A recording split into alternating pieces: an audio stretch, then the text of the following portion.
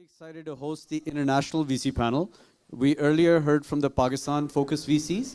Now I think it's important to also find out what the international investors think of Pakistan, because they will also assist in the incremental capital coming into the country. So, and I think this might be the largest panel ever that's happened in any conference. So we might need like 2 hours. All right, so let's start with introductions. If we could have a quick, one-line introduction of each fund. And then we'll just starting from Shane, and then we'll come back and start with the questions. Hello, I'll try with this one. Can everyone hear me? Yeah. Truly honored to be here. My name is Shane Shin. I'm a co-founding partner at Shorooq Partners. We're a Middle East, North Africa, and Pakistan focused.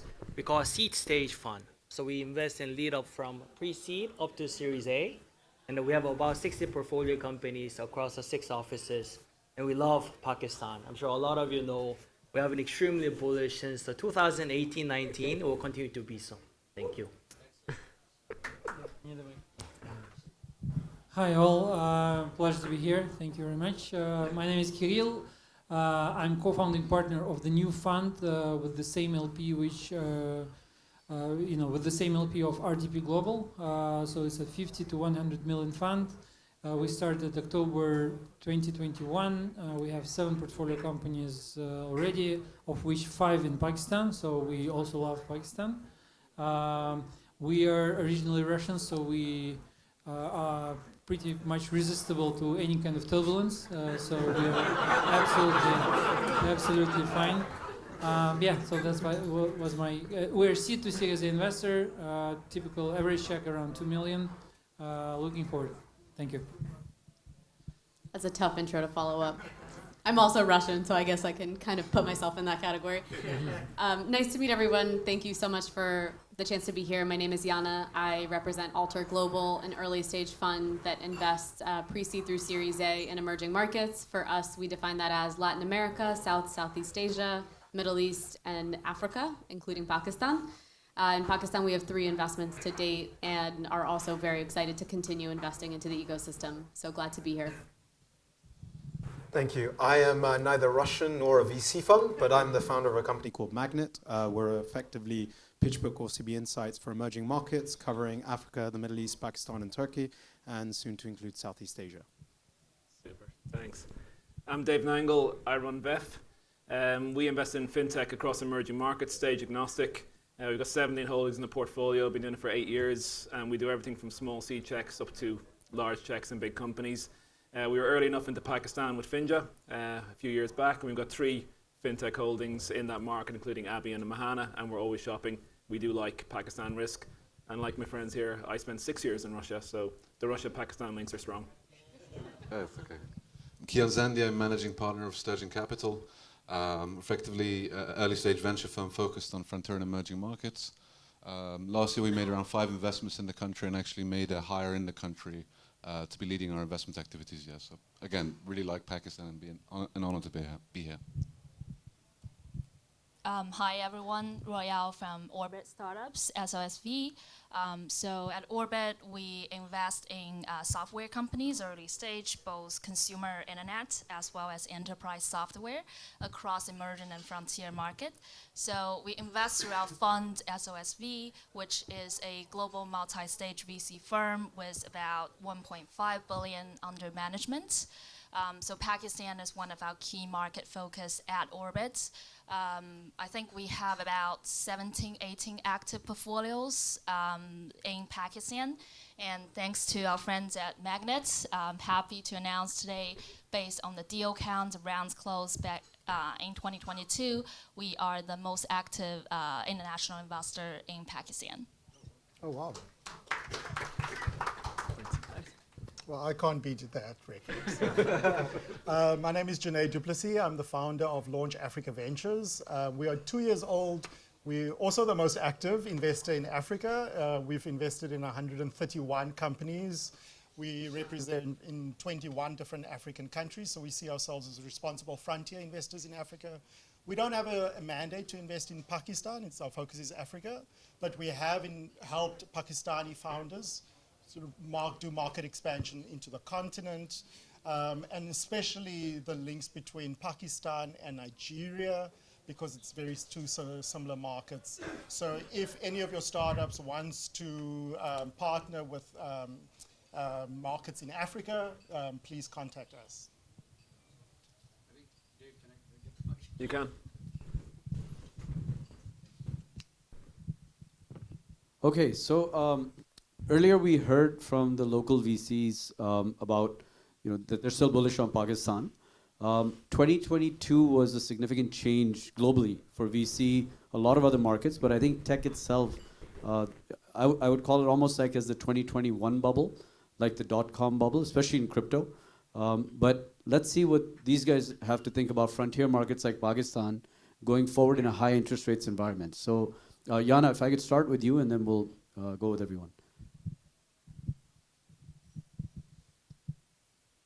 I think that in general, sharing a perspective on what the macroeconomic climate looks like right now and connecting it back to investor interest in any given market is a highly nuanced answer depending on the direction that you want to take the question. So have the markets changed? Yes. Have valuations evolved and continue to go down? Yes.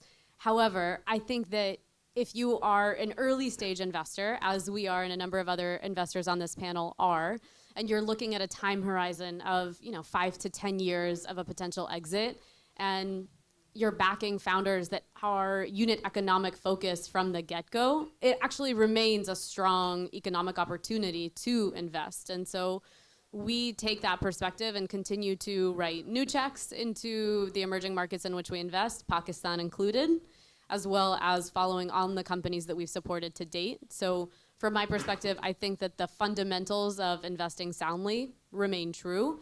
And if you can get in early and be prepared to play that long-term game and back founders and companies that are A, unit economic sound, and B, looking at VC funding as an avenue towards profitability rather than as a perpetual need, there's a lot of interesting opportunity that remains. Love the answer. Share, that resonates a lot. Just, to put things in perspective, one company that our co-founder was backing back in Russia, the holding period was around 19 years. So this is a very specific case, like not any other fund, in the world with the typical LP structure would actually can handle this, but in our case, with one single LP, it's still unprecedented, right? So I mean, holding period of 19 years is like it's totally an outlier. But long game is exactly what VC is about, right? And Jan was speaking about the 5 to 10 year horizon in terms of exit, but sometimes it's even more than that. And we are ready to take this risk. We actually believe that in a time of crisis, it's like a lot of opportunities, and we can actually probably it's not the right term, like cherry picking the most resilient founders during this period of turbulence. But this period is giving a lot of opportunities, and we strongly believe that it's a great vintage. I think this year is going to be potentially a very nice vintage for those VCs who have capital and who are ready to deploy. Shane, I'll let you. Oh, you actually have it, yeah. I think it's a really interesting one. So as Shorooq, I think it's a really interesting question. So we at Shorooq, because we focus on really Saudi, UAE, Egypt, and Pakistan as a core markets. So if I were to really talk about these countries, how they're behaving in the last 12 months, 18 months, like many people resonate Egypt and Pakistan on one bucket and the GCC as another bucket. And we all know like Saudi, for example, is going through a very interesting and very promising time. So it presents an interesting challenge for firms like us. How much do you want to deploy at what pace in Pakistan versus, for example, like Saudi and UAE, because we do have a $150 million one fund to focus on all these markets.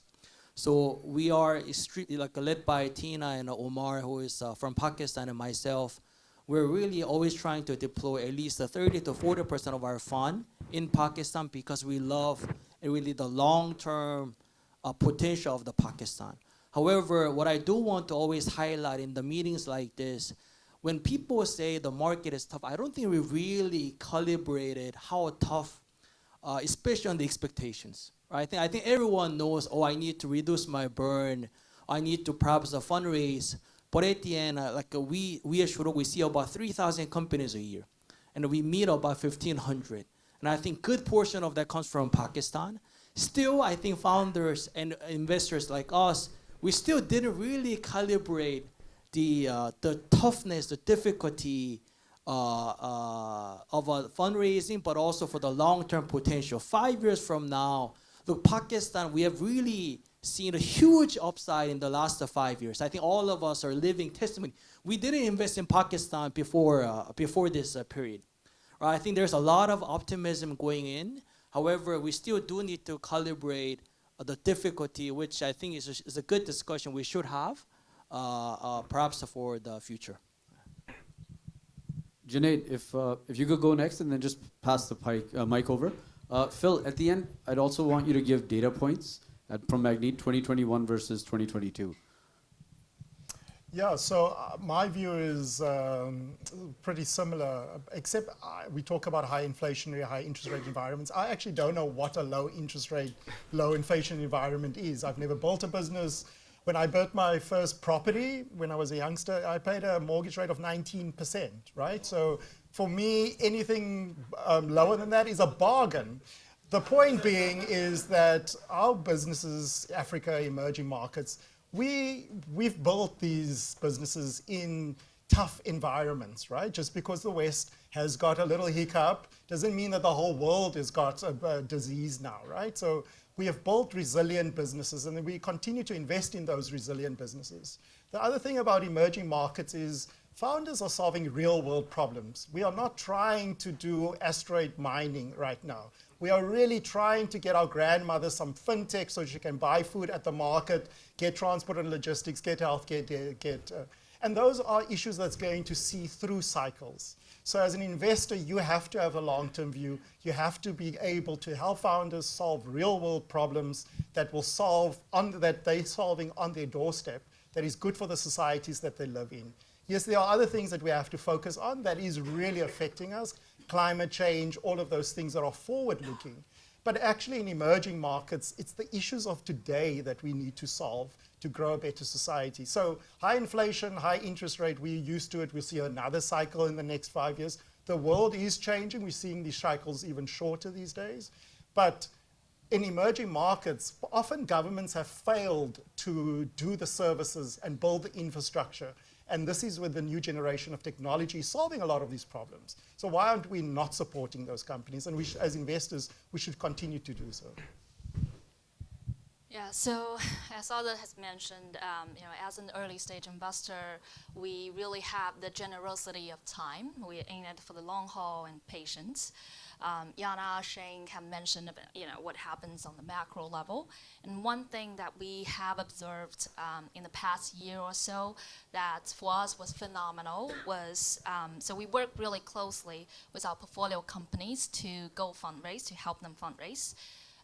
Around 2020, 2021, when we brought them to America, to Singapore, or when we go and pitch our startups to those regional investors, people kind of look at us and be like, Pakistan, what are you guys doing there?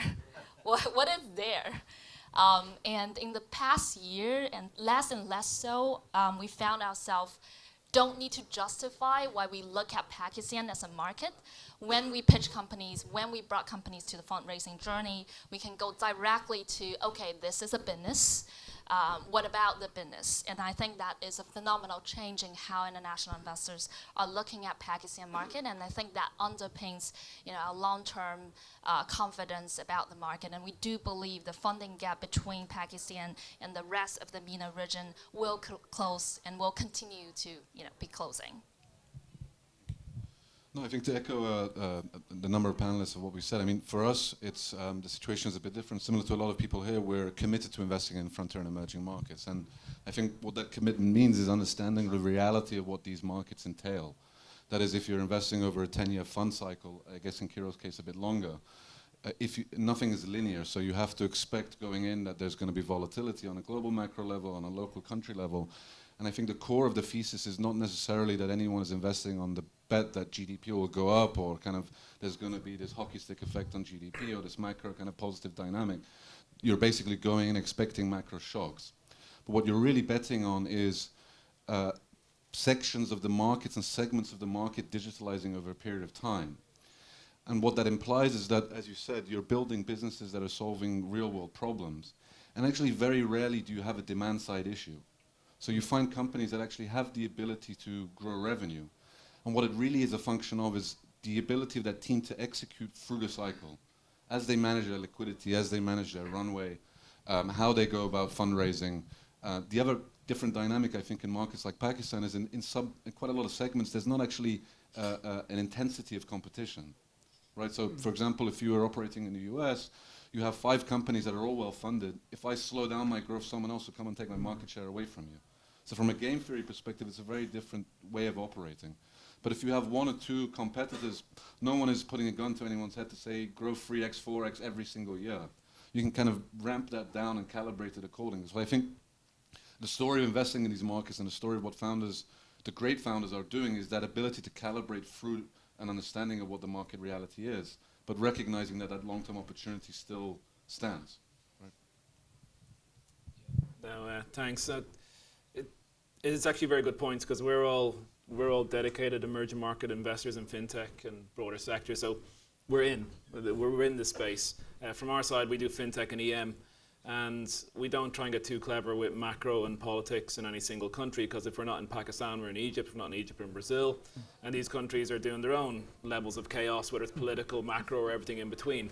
So, and that's what we tell our investors when we take the money from them. This is what we are investing in. But we are investing effectively in that structural growth story, because what we found in markets like Russia, where Tinkoff or Yandex comes out, or Brazil, where Nubank or Mercado Libre comes out, what happens on a political and macro level doesn't stop these structural growth winners coming through, and that's what we're backing.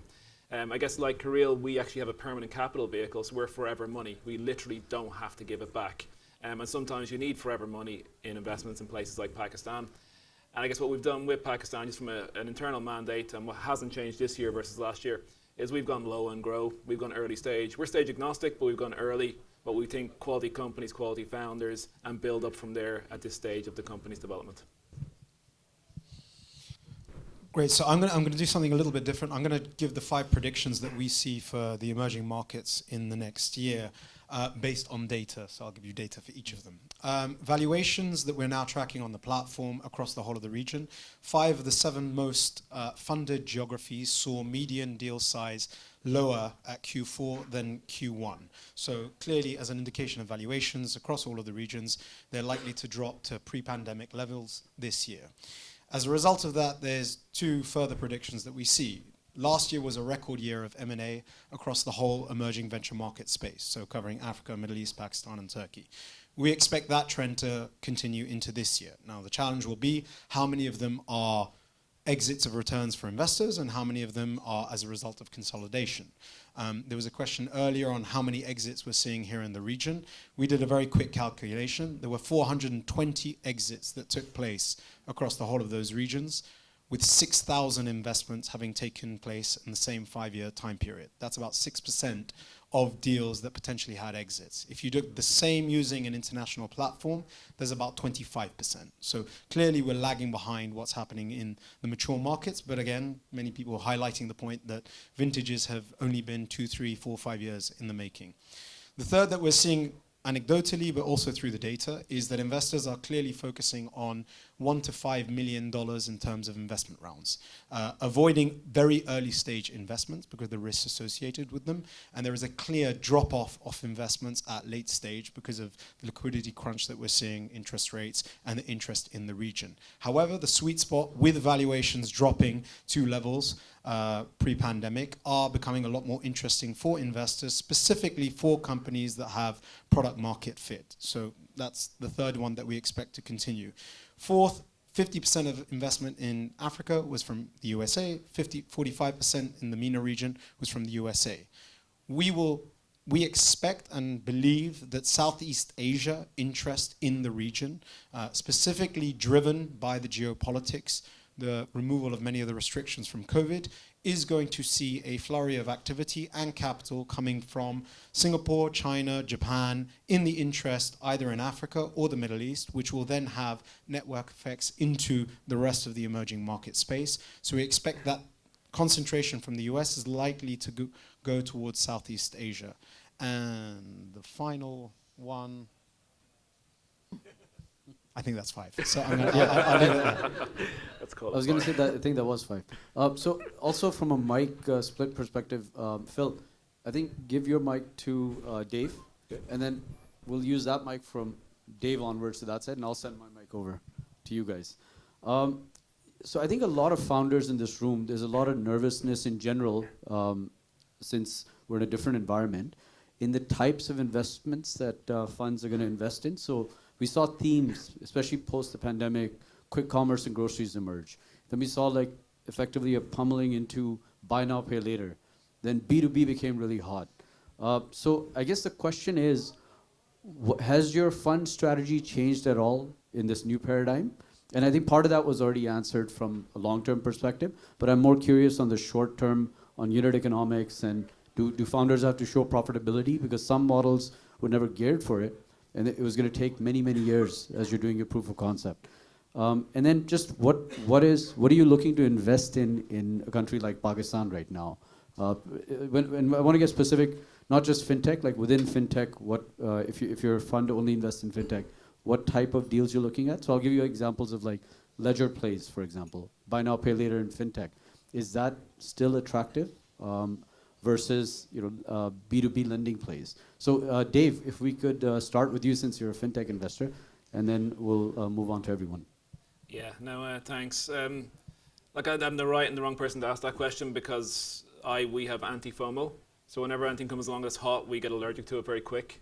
And we've got the same set of parameters that we're looking for through cycle in a company and a founder. We do change, obviously we're open to flexibility, but when we're looking to make an investment in a country like Pakistan, we want strong local backers, we want a very strong founder, we want unit economics, we want traction, we want defendable moats, we want a good valuation. There's various things that we look for before we even start a conversation in a company. And I believe we found that in companies like Abbey with Omer and Mahana with Shamoon, and obviously I'm talking my own book here. But that doesn't change. When I look at Pakistan from a fintech point of view, the space is still very much wide open. Obviously the digital banks is in vogue now with the licenses given out, but even those who don't have licenses to have EMI licenses, MBFC licenses, or even the telcos, where people in different places can win that game. There's the credit side, there's the liability side, the investment side. It's day one on a lot of these. I guess what we really look for though is a company that can actually print as they go, get unit economics, can get traction, and a very strong lead. Don't discount the importance of having a strong individual or team at the helm that can raise in that Series A, Series B, not a facade on top of a very strong business, because Pakistan is tough terrain as a country. You need to have a lot going for you, a lot more than you need in other markets to survive and succeed. So we actually look for more in Pakistan, like Nigeria, like Egypt, than we do in other markets. Great. Kian? That's a good question. So the point on kind of the approach that's changed, I guess our general approach has always been, can we quite clearly articulate what the investment case looks like in its best scenario, right? And really have a kind of clear vision about what that could be. And then to look at what are the biggest hurdles or bottlenecks that the company would have to solve for to make that a reality.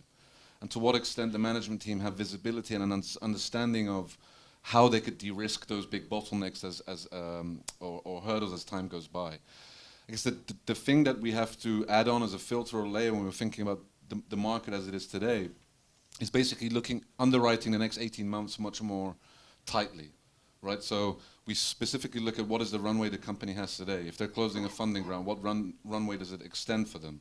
And what realistically can they achieve within that period of that runway? And where do valuations look like within that? And is it likely that they'll be able to raise at the end of it? So at the same time that we want to be able to underwrite the long-term potential of what that company is, I think in this environment, as an investor, it's very important to underwrite the next 18 months. Why? Because if the company doesn't have that runway and isn't managing that immediate runway well, they will quickly stumble. And then you're in a period where you don't really have capital to raise, you're kind of slashing the business, and businesses can die very quickly in that period. So that in this environment, I guess that's what we want to avoid. The way we've always thought about fintech in these markets is basically ultimately what you're solving for is a distribution and data problem. And the interesting dynamic in markets like Pakistan is actually there are very few businesses that have meaningful distribution. So if you have the ability to build out distribution on scale at relatively low customer acquisition costs, that gives you a hell of a lot of optionality in what you can build on top of it. The second element, which is still an open question in Pakistan, but I think companies are solving it to various degrees, is where does your balance sheet ultimately come from? So there's that step change of you start with your own equity, you find a credit line at some point, then you securitize it at some point. Many companies are still in that first phase of using their own equity. And over time, it needs to be seen how they access balance sheet to really be able to scale lending, because it's just clear that the opportunity is there. And then the final thing is how teams manage to balance the technical talent needed to build that distribution. And the second is how they have built within the team the ability, the true knowledge of financial services to solve for that structuring equation, that they can have the conversation with the banks, that they can raise both equity and debt to really solve what they're trying to do at scale. Again, it's not a question of is the opportunity set there, it's just how it's being tackled. Sure. Yeah, and we'll go to Roya, Junaid, come back to Shane. And Phil, I don't mean to make you the end, but I want you to give the data. Once everyone has spoken, I want you to validate it with the data. So 5 points. Okay. Exactly. So I guess I'm here for the anecdotes then. So general strategy-wise, as already mentioned, we're not really bothered by the macro up and downs. So in general, we like services that solve real problems. Market segments-wise, the majority of portfolios are in middle income, lower income, so-called quote-unquote bottom of the pyramid. We do, sporadically invest into higher income. We have in Pakistan, Swakik and High Street, that is more up there on the higher income part of the pyramid, but that's the market segment. We like sticky apps that can prove they have effective user acquisition, that users come back to and stick with. That generally means entertainment, media. We also like apps that make money, so that's in other. Yeah, of course. But like e-commerce, fintech being the two biggest themes. In other markets, we have health tech, ad tech, travel, maybe not so much travel in Pakistan in the short term. So that's the general thesis. One thing that may be a bit special about us is because we bring to the table as an investor a large network of corporates and essentially free advertising for each of our portfolios. So we are not so, compared with other investors, we're not so bothered if you have a business model that makes money but temporarily struggles with high cost of capital. We're more open to discuss the opportunities. So that's kind of the general strategy-wise. In terms of deal type changes, indeed, I think across the markets this year, investors are asking tougher questions about the pathway to profitability. They're compressing the ratios of what companies are worth. I would say fortunate for us, even way before this market downturn, we have been pushing for companies to get tractions first, fundraising later. There's even, and this is a running half joke inside the team, is that we have been waiting for this downturn for so long that finally the spotlight is shed on the strengths of our companies that have positive unit economics, that are on the way to the profitability, as opposed to previously unsustainable external funding fueled growth.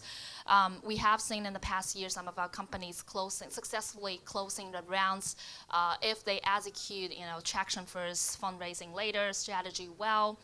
Some of them have not even tapped the external funding. So the funny thing about the fundraising is you really have the best time in the market if you don't actually need their money. So yeah, that's for us. Yeah, I think all VCs are saying the same story, positive unit economics. For us, because we're a high volume fund, we have many companies, we have to look at what programmatic support can we provide after our investment. So for the past 6 months, we've taken all of our portfolio companies through an extensive financial management programs, giving them guides, giving them lectures, and practical frameworks that they can use. The next 12 months, we're focusing on risk management governance. I mean, African startups will always be labeled around governance. So how can we best provide them with the right templates, the right frameworks, the right training for that? And so when we look at our portfolio, we have to focus on the individual businesses, but we also look across the portfolio to say, from a fund programmatic support, what can we do? In terms of our deal flow, we also see about 3,500 every year. But for us, there are still 600 million Africans without any services to financial services. And so we still continue to do payment systems, peer-to-peer lending. From the base up, we've divided fintech into sort of 9 different categories. We are absolutely positive on neobanks that continue to grow and emerge on the African continent. We've invested in 9 of them now, because the banking system in Africa is just archaic with the legacy systems, and that needs to be disrupted. We also have a bit of resistance to very latest technologies, the FOMO thing, but we watch them, we probably test to see how we can integrate them into the market. What I think Africa does need is more blockchain technology, especially on the trade finance side. I haven't seen much of that coming through, and I'm looking at how can we connect markets better. In terms of linkages with Pakistan, the remittance is obviously a big thing, and there are, I know, 2 very active Pakistani startups operating in Africa in that sense. The real opportunities right now on the continent is, of course, insurance, which is still very low, and pensions, micro pensions. Shane. Because we have such a good crowd, I'll try to give my thoughts on the answer. So we have not changed, but I do believe there are certain sectors or models that we strongly prefer now more than others. For example, look, I believe when we say we care less about macro, it doesn't mean we actually care less about macro. We're just fundamental value investors for the long term. But how can we not be concerned with macro? I think all of us should be, right? The people are like, really, it's a tough market globally. In Pakistan, one of the biggest issues that I see is, for example, the FX rate, right? Everyone talks about it on the behind the scenes, and I think we should address it. Then as a Shorooq, one of the things I care about is what can I generate revenue from the dollar terms, but pay in my rupee terms. That's a very simple solution that I need to solve for. So what business models can I actually generate? Cross-border companies, right? Or companies that I can transport to the region, like a GCC. Companies that I can generate dollar revenue. If you're only exposed to the Pakistan rupee, I know many people perhaps disagree. We can have a healthy competition and debate. I do believe in the long term, it's always healthier to have, especially in the Middle East, because we're such an emerging market. Pakistan, Egypt, even Saudi, UAE, the same. I do believe we need to scale across the countries, across region, particularly in Pakistan rupees, because we want to get as much dollar revenue as possible. That's one. Second, because of these, like when we say sexy companies, they tend to be more like a B2C because those names are shiny. We can talk about those. People resonate those as a brand. We at Shorooq, we have always preferred B2B, and we continue to prefer B2B, especially when the market is volatile. We like large tickets, right? And it's okay to take time to get the large ticket as long as sticky customer. The issue with B2C or the smaller tickets but frequent volume, when the market is tough, right, that those can easily go away, right? And those companies are unfortunately probably struggling. And we do need to then, how can we go? We have to perhaps go out, perhaps to focus on B2B revenue. So in short, we prefer B2B. We have always liked it, but in these times, we prefer B2B even more on a fintech and any other vertical. And we do want to see, can these founders, can these companies can actually be exported to outside of Pakistan? Right, it's okay because Pakistan is one of the largest countries in the world. And I think all of us know that. And that's why we're extremely bullish. However, if you want to be the best of the company, I do think you should expand also outside of the country. Right? Not every model needs to go outside. And perhaps we're not the right investor for those because that's why we have 6 offices. That's why we like to be a regional player. And we believe we can help. Right? But we believe that's the right way to scale in a long-term sustainably without taking a gamble.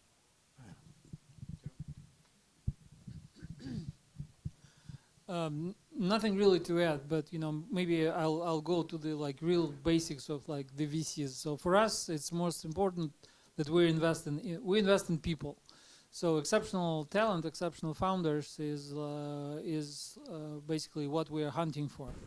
And is it the only criteria? Of course no. So the business should be highly scalable. There are people who are super passionate, very educated, super smart doers, performers, but they are, for example, they're into something of a lifestyle business, which is not the business for VC to back, right? So VCs would be backing highly scalable business. Otherwise, the economics of the VCs will not work. So great talent, highly scalable models, and highly scalable models means that it's probably a technology business, like software play mostly, not very much into hardware, although some hardware component can be there. Big painful problem to solve, which we already touched here. So solving minor problems you would not crack kind of global markets or few markets, but solving for real necessity is very important. Unit economics, of course, but most of all talent is everything for us, so that's why we continue to be opportunistic and sector agnostic mostly. I would segment my answer into 2 categories, Pakistan specific and then market as a whole. Within Pakistan specifically, I think the core question that we're asking ourselves, which a couple of other folks have touched on, is can the business continue to not only exist but also scale given the domestic challenges that are at play, be it the FX challenges that are caused by a variety of economic and political reasons, in general, of the fluctuations that Pakistan domestically will likely have over the course of the next year. Is this a business that can continue to thrive? And I think that part of that is a question of talent and unit economics and everything else. But really, if I boil it down, those are some of the core questions that we're asking ourselves now when we think about investing new money into Pakistan and also following up within our current investments. Specifically in terms of the business models that we are spending a lot of time looking at, we're particularly interested in connecting with new companies that are focusing on kind of the cross-border play. We don't think that anybody's fully cracked that yet. We're interested in general in companies that are focused on crypto infrastructure. So we're not interested particularly in trading platforms individually or particular tokens, but we are interested in the underlying infrastructure tech that needs to be built in order to support that long term.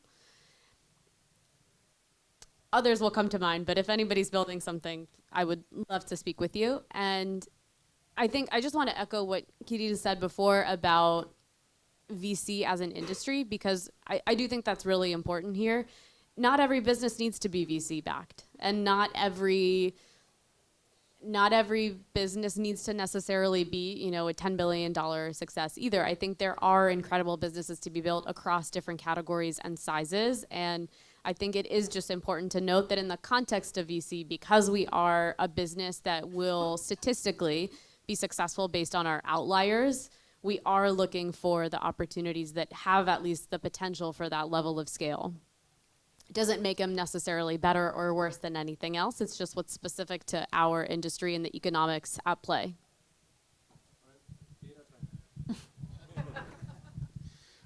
Well, if you're looking at it from a pure industry perspective, there is only one industry of choice. Fintech, at least for last year, saw 350 investments and close to $2.3 billion of capital deployed as an industry. And if you actually look at it in terms of ranking, in both number of deals and the amount of capital that was being deployed, that's exactly the same as the next two industries combined of transport and logistics and e-commerce. Now, I think that's not completely surprising. In any emerging market, often transport and logistics and e-commerce, which can be combined as the same because effectively it's the delivery of products, is the first industry of choice of many investors. Then what you likely see is another infrastructure pain point that gets disrupted using technology. And in this market, at least coming from the financial services myself, there is so much room for infrastructure friction that can be solved using technology that it is an industry that is likely to continue to be the choice for many investors. The challenge will be for the other industries, specifically transport and logistics and e-commerce, going back to the point of the M&A activity. Has overcrowding already taken place, and is there likely to be more consolidation and companies merging? What we're seeing is more companies cross-border taking M&A activity happening to see that consolidation play happen within specific industries. But we're not seeing the appetite from VCs necessarily on aggregate for other kind of subsectors like healthcare, like education, like sustainability, in the same way as potentially the media is trying to portray.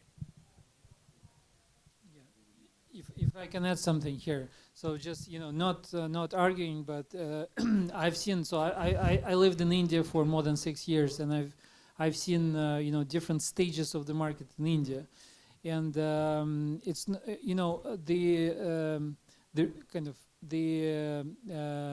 the popularity of fintech recently here in the region is not necessarily the same pattern which is demonstrated in the different markets. For example, in India, a few years back, like 10 years back, it was e-commerce which was like basically championing the whole VC ecosystem. And I think it's like just this stage of the market and the specifics of the market and the maturity of the market and specific sectors, all right? Because in India it's also last few years, just because of the national identification system, Aadhaar, the UPI, which is the fintech platform, the GST reform, the bunch of stuff made it a very specific moment for fintechs, and it flourished, and here as well. But for example, in certain sectors such as education or healthcare, the infrastructure or the technology penetration or the cost of the internet is not yet there to make it like really massive. So it's just an interesting pattern, to see, but not necessarily it's like it's something specific or something very unusual.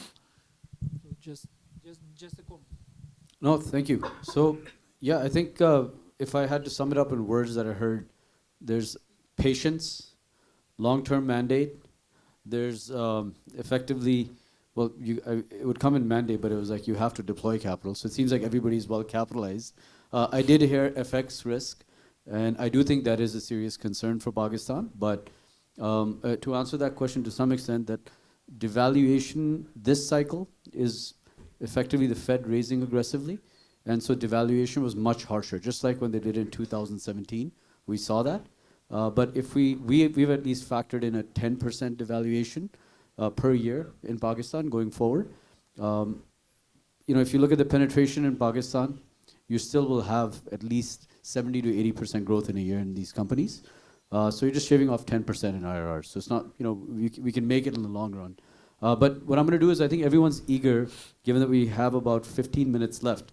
So let's open it up to the crowd for questions, and we'll have everyone take a stab at it. So guys, please come forward with questions. Can we, Can we have you guys come in? Thanks. Hi. So this is a question related to where Pakistan finds itself today and how governance is a big, big part of how companies will evolve. So on one hand, you have Pakistan as a early emerging market, many systems still, immature. The rails for many industries not in place yet. Most founders not building for infrastructure, building for platform. Data lacking. But then best practices in terms of management, operations, frameworks, prevention, fraud prevention policies are lacking. So in an environment like that where you see the upside potential of the market, want to participate as investors, and in today especially, at least this is something I'm seeing, a lot of local investors as well as international investors wanting board seats in rounds, and board seats being limited in nature where founders can't just give everyone a board seat. What's your opinion as international investors on the right mix of board, considering hands-on experience on the ground is something only people who've built local businesses have dealt with government, regulators, and so on, yet don't have the investment experience that you would bring or any of the local VCs would bring. So as international investors, protecting your investment is one thing, but maximizing the potential of your investment is another. And how do you look at defining that when you're looking at deals today and moving forward? Who wants to take that?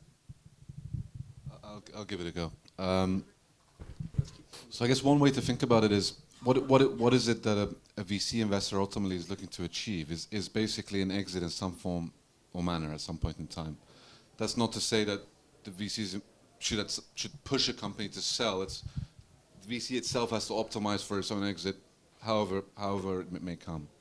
But if you really think about what the company should be in terms of what it should look like from its governance perspective, from the way it's structured, all of that, the best in class is the companies that ultimately you can exit.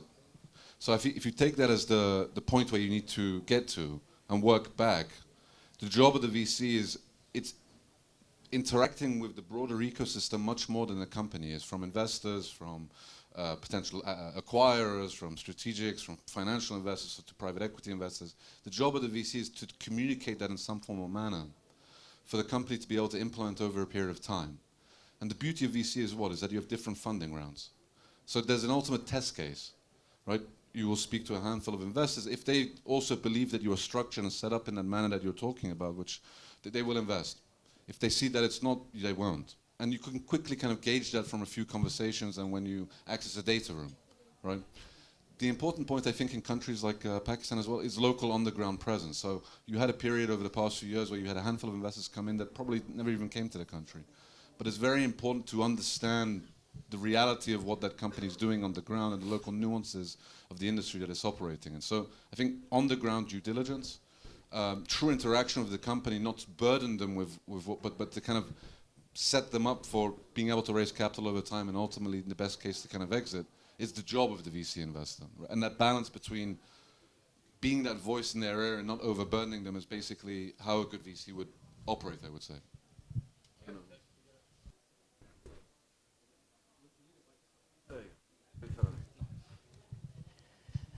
I think board, this governance is really, really important. I have two big thoughts. First, I think all of us have a responsibility for the governance, whether you're a founder or a partner, ecosystem partner, or investor. I'll tell you why. So I think all of us international investors, if there is a blow up on the governance, the brand equity of the country goes far more severe than what many people think about, right? And I can say as a Korean educated in the U.S., whenever I'm the biggest, really, I'm the biggest Pakistan ambassador in Korea. I speak about Pakistan every time when I'm in Korea in front of literally trillions of capital. And they're always, whenever they see, still the arbitrage still comes to this day. Still comes to this day, right? And we really have a tough, and I would say every one governance brings down the whole country 2 to 3 years, not just a small. So I think we all have the responsibility. And second, I think there is one thing about negligence, one thing about intentional ill mind, which at least from my experience with Pakistan ecosystem, I see, at least I don't have too much visibility on the latter, which is a great thing. At least I don't think there is a issue that I saw systematically on the transparency. A lot of it just comes from the negligence. But this negligence, if that continues for years, that becomes the latter. So I think investors, local, international, it doesn't matter. We all have a duty to tell to the founders, sometimes firmly, right? Even if they might get criticized. I think we do have to say that. But really what I also wanted to emphasize to the founders is a very common behavior for the founders to negotiate a board with the investors, saying that, oh, I'm going to give you the board seat if you invest. But the board is perhaps not as useful if the company is doing well, but if the company is struggling, the board really, really becomes important. They might be your friends, but it might be your enemy. This is why investors, the board members, and the company / the founders can start to diverge interest when the company is not doing well. So it's really, really important to choose the investors and the board who will be with you, who will actually fight with you in the bad times. And I think this is easier to say than to execute, because we all need money. When the founders are fundraising, every investor also sells their value add, including all of us. Everyone seems super nice. They go to Kolachi in Karachi. We go for all this great barbecue. But actually, when the tough time comes, right, the board is really, really, really critical. And I think we as an ecosystem don't have enough experience yet on how to manage those difficult conversations or crises. And I think that is now being shown in the times like this. I just wanted to add two things that came to mind too. I think the first is that we recommend in general that our companies not even think about founding a board of some kind for themselves until Series A. You don't need it, and if somebody is really pushing you hard to get a board seat before then, it's worth asking why and kind of doubling down on that. And I think the second piece, and Shane, you definitely touched on this, is VCs need founders in the same capacity that founders need VCs. And you should choose your partners carefully.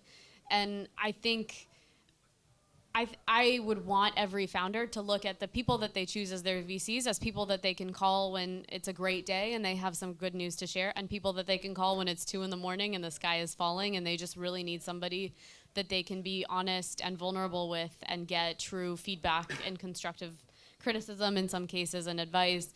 I think that part is critical because being a founder is so hard as is, and you really want to surround yourself with partners that you feel like are just that. They're partners and they're in this with you. They're walking alongside of you every step of the way. So I couldn't emphasize that part enough.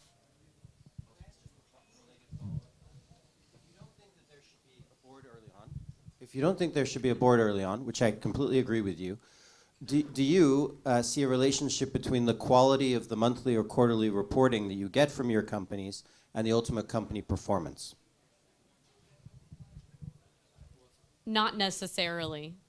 I don't see a correlation in that in our portfolio to date. I do think that that becomes more and more of a question as the company continues to grow and eventually establishes a board. But just because you're an early stage investor that doesn't necessarily write a big ticket at the B, C, or beyond, doesn't mean that you can't have a board seat.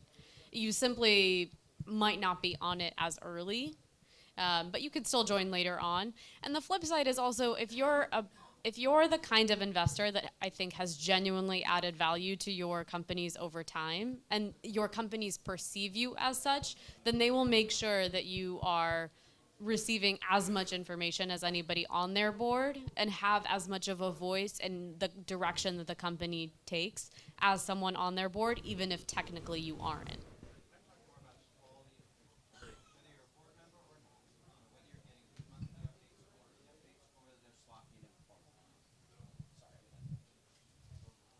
I have not noticed the significant difference based on that factor, but I don't know if anybody else wants to share anything that they've noticed. Just a quick one. It's amazing that there's the correlation that I've seen, or we've seen, between the presentation materials we get before going into a company and then the early data coming at them that we'd have to nudge them to do on a regular basis, and the quality of the data, and then the quality that reflects on the founders in the company and how they end up being a quality investment and exit. It's scary how the shop in order at the front end ends up the shop in order at the back end. On average, not always. Not always. Sorry, did I grab that? On that, so the funny thing also is like sometimes some of like our sloppiest reports comes from our best companies, and the flip side of it is they're just, especially early stage ones, they just go on the ground, run their business doing really well, and the sense of investor communication has not stuck in their brain yet. So ultimately, down the road, after Series A, Series B, and beyond, they inevitably need to raise from like regional and especially international investors. They're going to set that straight. But I see it more as a mindset problem right now, as opposed to associated necessarily with business. So back to the board, and this pretty much applies to the rest of the cap table as well, because we have founders coming to us and asking, oh, should we negotiate out the board members' board seat? Should we say we only offer board seat if you up your ticket size and stuff? Sometimes it's kind of it's attractive, but our advice would always be pick the board member that can help. Because just as if you're picking your marriage significant others because you are married for life in your cap table and pretty much in your boardroom. So essentially in the past year, I think we see some investors taking advantage of the market downturns and offering big dollar signs, but associated with very bad terms. And if, understand, not every time people have the luck or fortunate, and sometimes you got to take whatever is offered. But if you could choose investors that can help call up their portfolio companies, see how they act in board, how they act, observer seat when you are under stressful and conflict situations. I have a question. Question is one of the study which showed the figures of dry powder as of July 2022 was around $600 billion, which is the highest ever funding accumulated by the VCs, and I believe this amount has reached to $800 billion as of December, as we saw closure of other funds as well. So question is regarding the valuations, that if VCs are sitting on a dry powder of this amount and they have a deployment period of 3 to 5 years, so how the valuations will be affected globally and its impact on the Pakistani startup ecosystem, where the forex exchange, depreciation is so much high. The first question. The second question is on the exit strategy in terms of SPAC mergers. So we have seen a lot of SPAC mergers happening in the last couple of years, and we have seen drastic failures as well, in terms of the valuation, where the companies got merged at one valuation and now they are quite significantly down. So how do you see this strategy in the near future as a VC firm globally, as well as in terms of relevant to the Pakistani startup ecosystem? Thank you.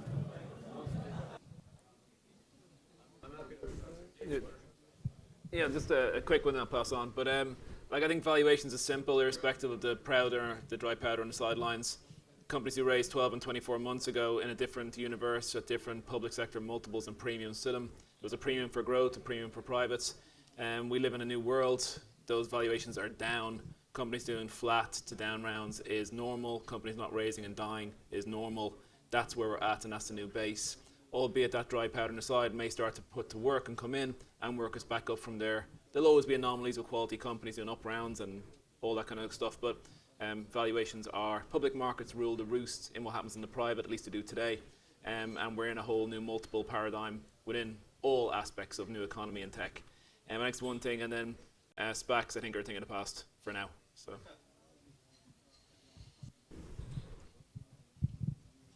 No one? Okay. What we'll do, let's get someone else to do a question. There's a mic coming. I'm running, which I believe is the leading edtech company in Pakistan, and I wanted to ask a question on internationalization.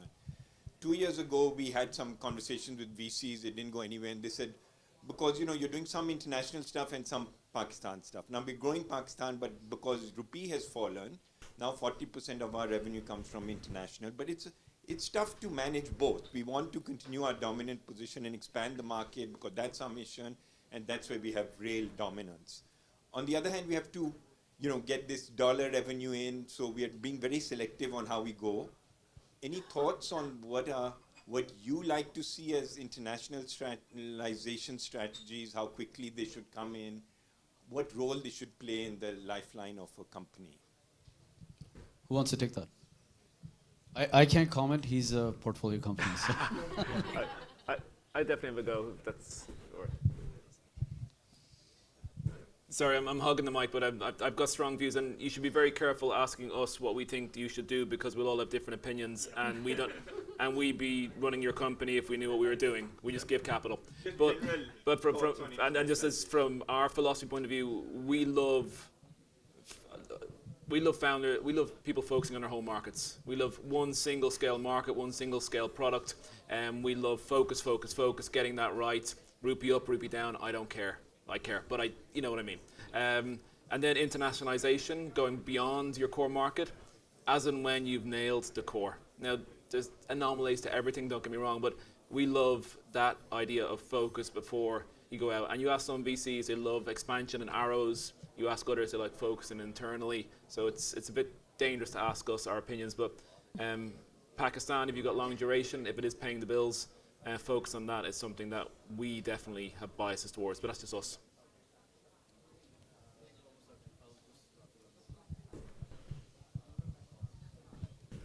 All right, so sure, we'll just do one last question.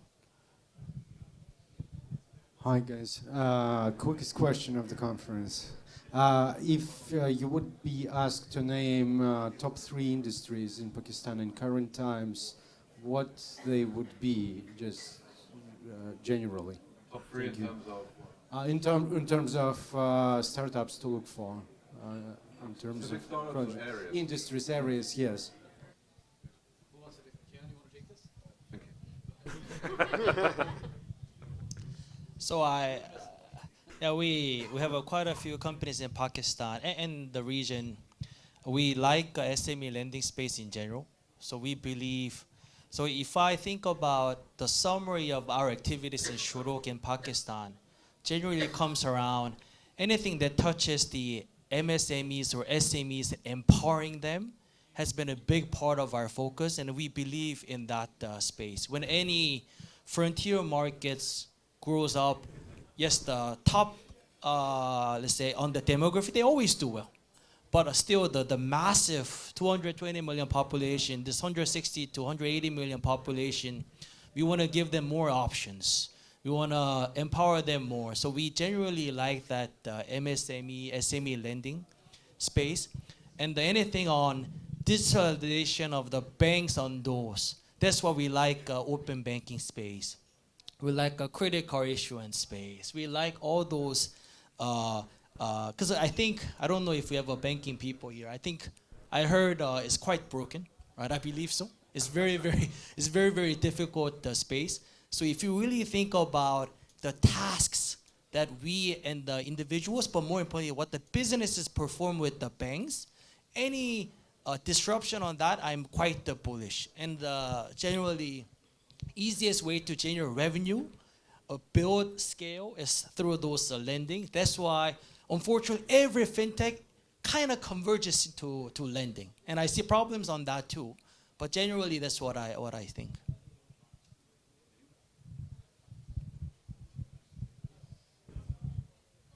So one of the themes that we are very bullish about is around digitalization of mom and pop shops. So we think, those corner stores, they have the trust, they have the customer network, they're a very effective agent of reducing the consumer acquisition cost. So first we empower them to sell physical goods. sell more physical goods, then we empower them to sell digital goods, starting from the lower hanging fruit of mobile phone top up. Then we sell insurance, sell financial products. So those corner stores, you don't see them often in U.S. or Europe because they're being pushed out by big internet.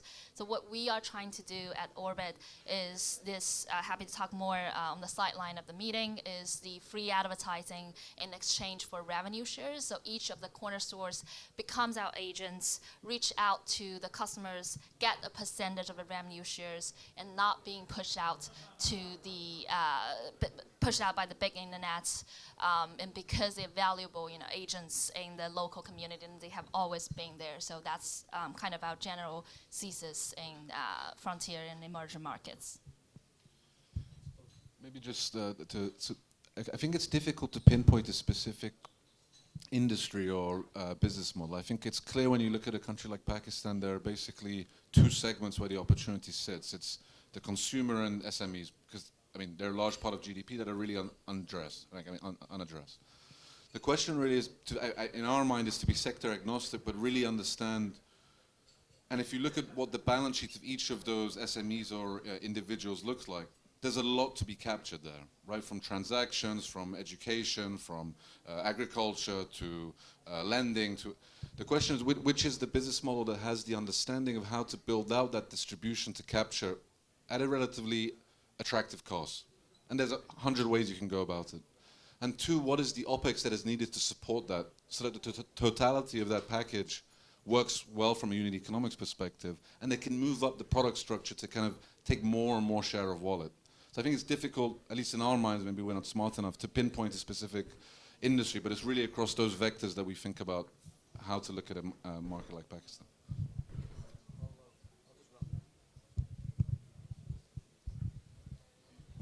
Okay, I think I'm pretty surprised we were able to get everyone to speak equitably, so that's a huge accomplishment. So guys, I'll just leave it with this thought. Look, I keep getting messages. We had a lot of tourist investors in Pakistan in 2021, and that happens in every bubble, by the way. A tail end of a bubble, not just in Pakistan, it was a global bubble in everything. But these are the guys we're really deep in the bear market, and all these guys on stage are the ones that actually took the time to come. And so these are the guys you want to be reaching out to, and just remember them, right? So thank you. Thank you very much. And Phil, you're data man. If you guys need data, MAGNiTT.